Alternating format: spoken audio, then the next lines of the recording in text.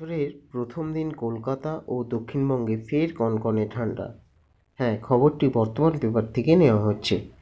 নতুন বছরের প্রথম দিনে কলকাতা সহ দক্ষিণবঙ্গের বিভিন্ন জেলায় সর্বনিম্ন তাপমাত্রা কমে শীতের আমেজ অনেকটাই ফিরে এলো। কয়েকটি জেলায় বিশেষ করে পশ্চিমাঞ্চলে কনকনে ঠান্ডা পড়েছে। সেখানে কোনো কোনো জায়গায় সর্বনিম্ন তাপমাত্রা 10 ডিগ্রি সেলসিয়াসের নিচে নেমে আসে। দক্ষিণবঙ্গে এদিন শীতলতম স্থান ছিল পুরুলিয়া 7.6 ডিগ্রি। উত্তরে হাওয়া সক্রিয় হওয়ার কারণেই শীতের আমেজ ফিরে এসেছে। আগামীকাল শুক্রবার পর্যন্ত শীতের এই আমেজ বজায় থাকবে বলে আশা করছেন আবহাওয়া বিশেষজ্ঞরা। তাপমাত্রার তারপর ফের কিছুটা বাড়তে পারে।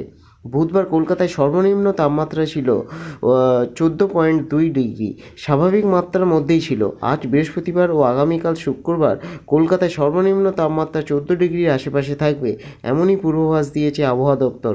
তারপর তা পর্যায়ক্রমে বেড়ে 16 থেকে 17 ডিগ্রির আশেপাশে চলে আসতে পারে। পশ্চিম হিমালয়ে 4 জানুয়ারি শনিবার নাগাদ পশ্চিম হিমালয় পশ্চিমী ঝঞ্ঝা আসতে চলেছে। ফলে পশ্চিম হিমালয় এলাকায় প্রবল তুষারপাত এবং উত্তর ভারতেও বৃষ্টি হবে।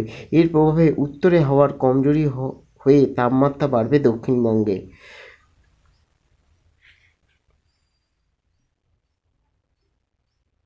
নমস্কার।